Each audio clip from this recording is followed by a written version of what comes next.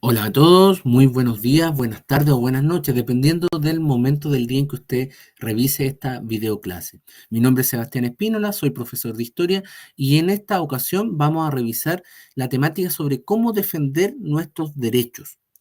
Y para eso vamos a ahondar en algunos mecanismos, ¿no es cierto?, que establecen nuestra legislación, nuestra institucionalidad en Chile para poder ejercer medidas, ¿no es cierto?, tomar medidas de acción para poder obligar, ¿no es cierto?, a que se respeten nuestros derechos que están amparados, ¿no es cierto?, en la Constitución. Para eso vamos a ver cuáles son esos derechos y cuáles son específicamente esos mecanismos, ante qué tribunal se presentan, etcétera, etcétera. ¿Ya?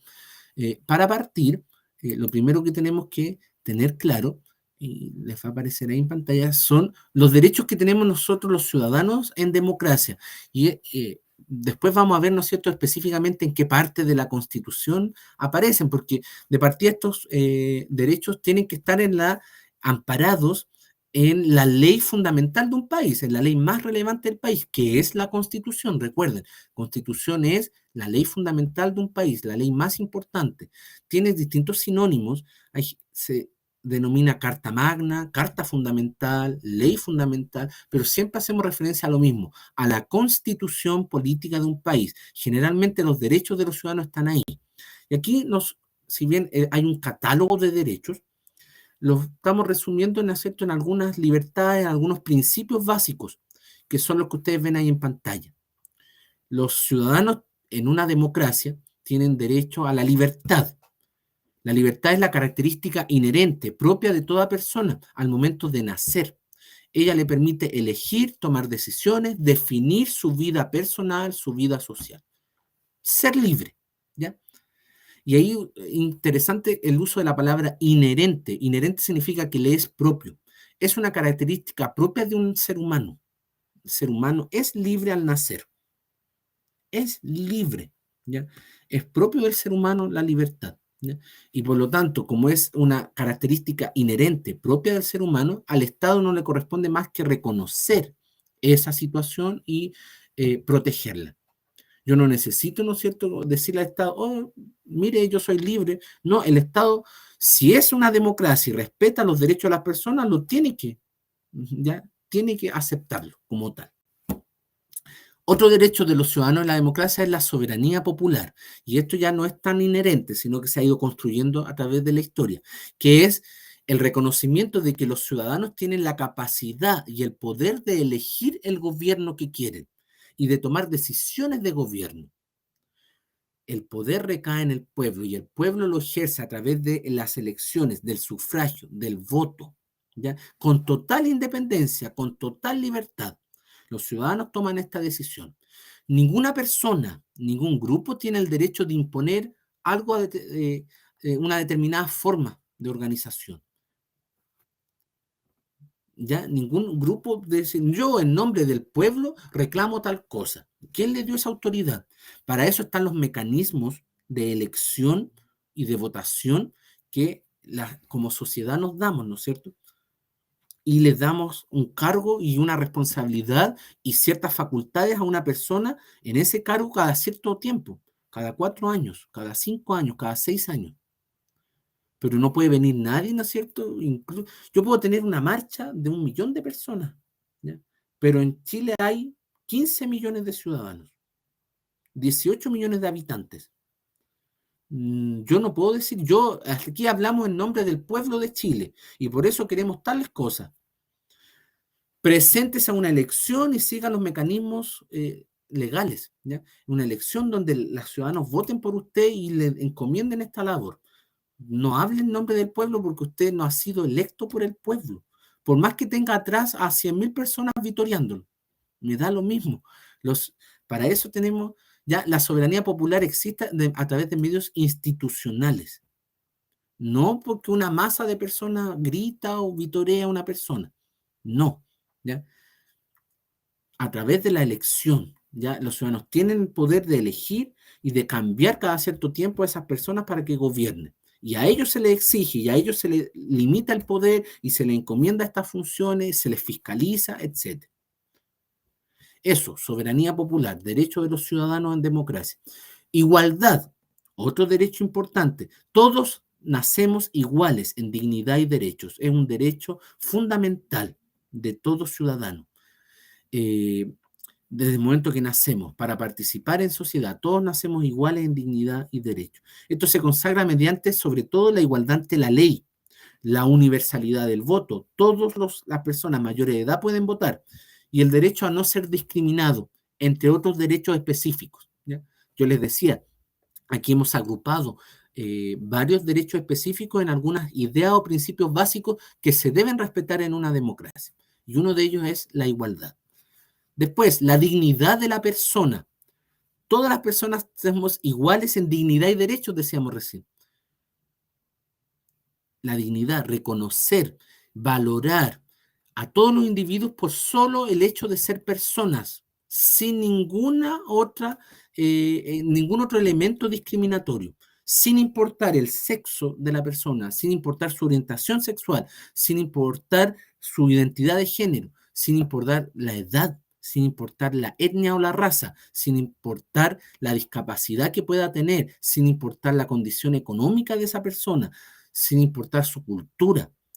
Todos tenemos la misma dignidad y exigimos entonces la misma valoración. Todos somos iguales en dignidad y derecho. Lo vuelvo a repetir porque de ahí surge esto.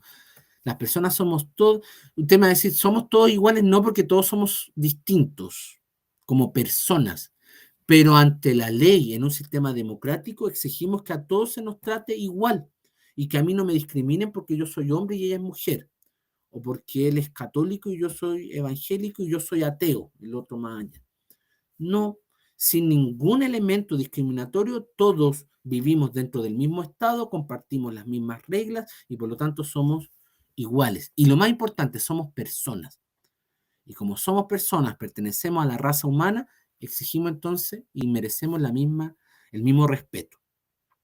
Y por último, el respeto y la promoción de los derechos humanos, la garantía de esos derechos como derechos fundamentales. El Estado, en una democracia, está obligado a respetar esos derechos, a promoverlos, a garantizarlos a través de las normas y las leyes que se dé ese país, a través de las políticas públicas de ese Estado y de ese gobierno, y a través de mecanismos eficaces en la justicia, que es precisamente lo que vamos a estudiar en esta sesión. ¿Cómo yo puedo exigir ante la justicia que se respeten mis derechos? ¿Ya? Y hay catálogos de derechos humanos, ¿no es cierto? El más relevante, diría yo, es la Carta Universal de Derechos Humanos, ¿ya?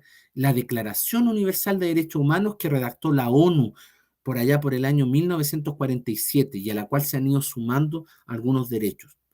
Ese catálogo de derechos humanos es la referencia para todas las constituciones del mundo, donde se bajan esos derechos y se colocan ahí para que sean respetados en cada uno de los países. ¿Ya? Eso, continuemos. Como les decía, lo que nos interesa, ¿no es cierto?, es ver cómo vamos a defender esos derechos. De hecho, esta sesión se llama así, ¿cómo defender nuestros derechos? Lo primero que tenemos que tener claro entonces es que los derechos se reclaman ante el Poder Judicial, ante el sistema de justicia del país. Nuestro Poder Judicial se conforma en tribunales de justicia de 3 instancias distintas. Miren ahí la pirámide. Los tribunales básicos son los tribunales de primera instancia. Después, si yo quedo disconforme, ¿no es cierto?, por una decisión de los tribunales de primera instancia, que son los tribunales de juicio oral en lo penal, son los juzgados de garantía, son los tribunales de familia, son todos los tribunales básicos, ¿ya? El primer tribunal al cual yo voy y coloco una demanda, los juzgados de letras, todo eso, tribunal de primera instancia. Toma una resolución, hay un juez. Si yo no quedo conforme con esa decisión, yo apelo. Y ahí paso a la parte del medio de la pirámide, a las cortes de apelaciones, una en cada región del país, salvo Santiago que tiene 2, ¿ya? Salvo Santiago que tiene 2 porque es una región más grande. Y apelo. Y presento mi apelación, yo no estoy de acuerdo con esta resolución de este juez por estos motivos. Después, si ese corte de apelaciones toma una decisión y yo nuevamente quedo desconforme, Tengo una última instancia de apelación que es la Corte Suprema, que está en la cúspide de la pirámide, porque es el tribunal más importante del país. Existe solo uno y está en Santiago, ¿ya? La Corte Suprema de Justicia. Y esa es mi última instancia de apelación. Así funciona nuestro poder judicial, donde yo voy a presentar querellas, reclamos, eh, eh, demandas judiciales para poder exigir mis derechos, ¿ya? El Poder Judicial tiene algunos principios que orientan su acción. El Poder Judicial es independiente porque es uno de los tres poderes del Estado. Los jueces son inamovibles y en la inamovilidad de los jueces está el respeto, ¿no es cierto?, de nuestros derechos y nuestras garantías. Porque si al juez yo lo superviso políticamente, pierde su independencia, pierde su autonomía, porque responde a poderes que lo van a sacar o no del cargo. Y por lo tanto no es objetivo en la aplicación de la ley.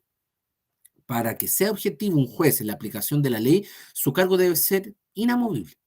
Eso no quiere decir que no rinda cuentas, pero rinde cuentas internamente dentro del Poder Judicial. Hay una institución a cargo y hay, ¿no es cierto?, que fiscaliza. Este juez se está comportando y está cumpliendo con su labor, así como si a mí me supervisan en mi trabajo. Mi jefe me supervisa, pero no depende de otros poderes del Estado. No puede venir el presidente a supervisarlo, no puede venir un ministro del Estado a supervisarlo, no puede venir un diputado del Poder Legislativo a supervisar a un juez. Eso sería romper la independencia de los poderes del Estado y romper entonces con este principio de que los jueces son inamovibles, ya para que puedan ser objetivos en la aplicación de la ley. Los jueces son responsables de la administración de justicia. Cumplen con la ley y cumplen con las normas que el mismo Poder Judicial tiene para aplicar la ley. El Poder Judicial es territorial porque hay distintos tribunales dependiendo de la división administrativa del país. ¿Se han dado cuenta cuando usted firma un contrato? Y un contrato puede ser de arriendo, de trabajo, un contrato con una compañía de seguro, un contrato con una empresa que le ofrece servicios telefónicos, servicios de internet en su casa. Siempre el contrato va a terminar, o en alguna parte va a decir, las partes de este contrato fijan su domicilio para efectos legales en la ciudad de tanto y se someten a los tribunales de ese lugar. ¿Por qué? Porque los tribunales y el Poder Judicial tienen este principio de territorialidad. En la provincia de los Andes está el dan los distintos tribunales, ¿no es cierto?, del Poder Judicial, los tribunales de primera instancia, y son esos. Y las personas de ese lugar, ¿no es cierto?, se someten a la jurisdicción de esos tribunales. Si yo, en cambio, vivo en Coquimbo, me someto a la jurisdicción de los tribunales de primera instancia de esa ciudad, de Coquimbo, ¿ya? Eso es el principio de territorialidad del Poder Judicial. Y por último, el principio de publicidad. Eh, las determinaciones, ¿no es cierto?, las resoluciones de un juez son públicas. Están ahí, se publican y se leen públicamente y se suben a una página web para que todos la podamos descargar y leer. Y se le entregan a los involucrados. Aquí está la resolución del juez, se leyó públicamente y ahí está el documento para que usted sepa, ¿no es cierto?, qué se resolvió en esa contienda, en esa disputa. Eso es publicidad, siempre tiene que ser público, ¿ya? Eso. Entonces, nuestros derechos se reclaman ante el Poder Judicial. ¿A través de qué mecanismos? Vamos a estudiar acá al menos dos, el recurso de amparo y el recurso de protección. ¿Qué es el recurso de amparo? Aquella acción que la Constitución concede a toda persona detenida, presa o arrestada con infracción a alguna ley o a alguna norma constitucional, que sufra cualquier otra privación, perturbación o amenaza en su derecho a la libertad personal y a la seguridad individual. Cuando yo, estos chiquillos, cuando yo soy detenido y considero que fue detenido de forma ilegal, porque no he cometido ningún delito. Ahí yo presento un recurso de amparo. Lo presento ante un juez, inmediatamente, ante un juez de donde yo viva, ¿ya?, para que revise, y yo lo que lo hago con el recurso de amparo es que revise la legalidad de mi detención. si mi detención se ajustó a derecho, si la privación de mi libertad momentánea me tienen acá en el calabozo detenido, es legal, es por algo real, concreto, cumple con las normas, ¿ya? Eso es el recurso de amparo, ¿ya? El juez puede decretar mi libertad inmediata porque esto no se ajustó al derecho y a las normas, o puede disponer que sí, efectivamente esa detención es legal, cumplió con las normas, entonces yo sigo detenido, ¿ya? Iniciando un proceso, ¿no es cierto?, donde me van a poner una demanda, una causa, ¿no es cierto?, en un tribunal. Eso. Esto es para asegurar, ¿no es cierto?, que se respete el derecho a la libertad personal y a la seguridad individual de cada persona. A mí no me pueden detener por cualquier cosa. No me pueden llevar carabinero y decir, no, usted está detenido, listo, y yo no. No, me tienen que explicar por qué estoy siendo detenido, me tienen que mostrar ahí, usted fue detenido por esta orden judicial, porque cometió este otro delito, etcétera, etcétera. Si no, yo presento mi recurso de amparo para defender mi derecho, ¿ya? Hay dos tipos de amparo, el amparo correctivo y el amparo preventivo. El amparo correctivo es para corregir un arresto que no se ajustó a derecho, para corregir una detención, una prisión donde me tomaron detenido de forma incorrecta, de forma ilegal, porque no hay ninguna prueba, ninguna orden que así lo determine. Y el preventivo es aquel que busca prevenir que ocurra eso, prevenir que me detengan injustamente, prevenir una perturbación o amenaza a la libertad y personal a través de esta detención. Es cuando el amparo preventivo es antes de que ocurra, el amparo correctivo es después, ya me detuvieron y yo quiero que me dejen en libertad de forma inmediata porque no hay razón para que me tengan detenido. Eso es el recurso de amparo. Es un derecho, un mecanismo legal que tenemos todos para que se respete nuestra libertad y nuestro derecho individual, ¿no es cierto?, a la libertad. Y es una facultad, un mecanismo que tenemos todos, que concede la Constitución a todos nuestros ciudadanos, ¿ya? No es necesario que un abogado lo presente, ¿ya? Todos lo podemos presentar. Hay que saber cómo presentarlo, ¿no es cierto? ¿Ya? Y lo presento ante el juez más cercano que yo tenga, ¿ya? Y envío ese documento. Recurso de amparo, ¿ya? Y el juez lo tiene que procesar. Los recursos de amparo tienen procesamiento express.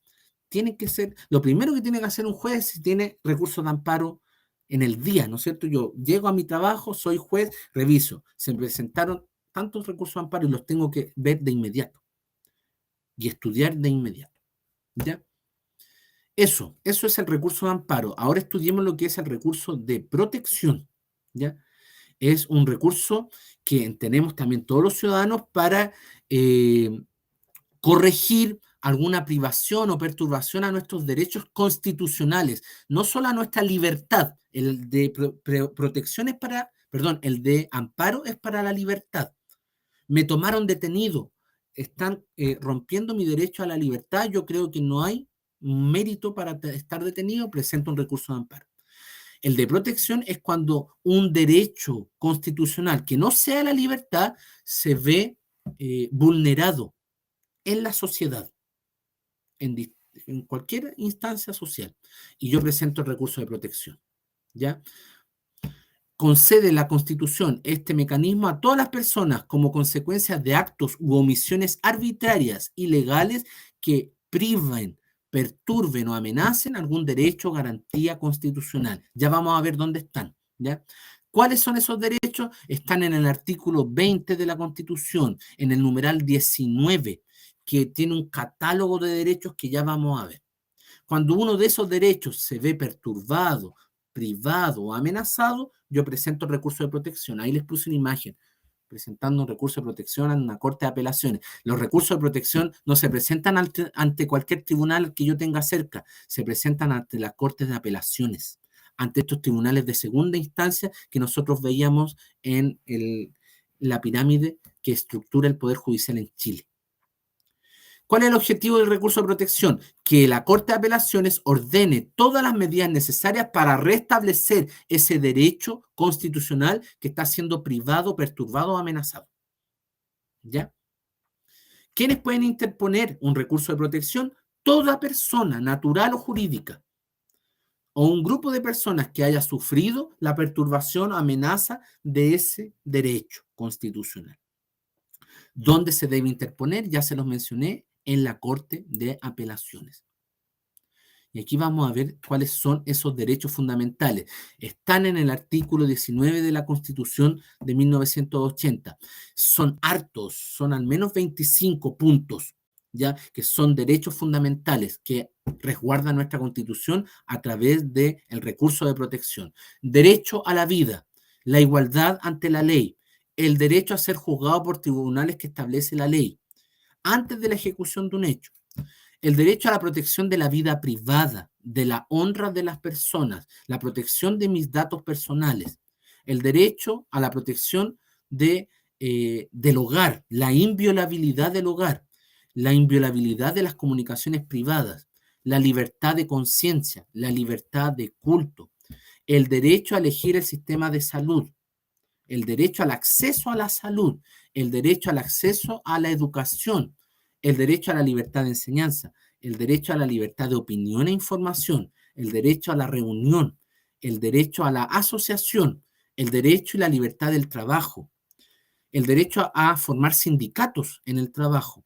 la libertad para desarrollar cualquier actividad económica conforme a la ley, el derecho a no ser discriminado por ninguna institución del Estado, la libertad de adquirir el dominio de distintas cosas, la libertad de comprar bienes y de vender bienes conforme a la ley, el derecho a la propiedad privada, el derecho a la propiedad intelectual o industrial de algo que yo creé, el derecho a vivir en un medio ambiente libre de contaminación. Estos son algunos de los principales derechos que contiene nuestra Constitución y que están resguardados a través de este recurso de protección, ¿ya? Por último, llegamos a la parte final de esta clase, recordando entonces que estos son los principales mecanismos que nuestra legislación entrega a todos los ciudadanos para defender y hacer respetar nuestros derechos. Cuando está vulnerada la libertad de una persona, el recurso de amparo. Cuando está vulnerado algunos de estos derechos del artículo 19 de la Constitución, el recurso de protección. Eso, chicos, chicas, espero que les haya quedado muy claro y que haya sido de mucha utilidad esta sesión. Y los dejo invitados a alguna siguiente videoclase donde estudiaremos algún otro contenido de la asignatura de historia. Cuídense mucho y que estén muy bien. Un gusto como siempre. Chao, chao.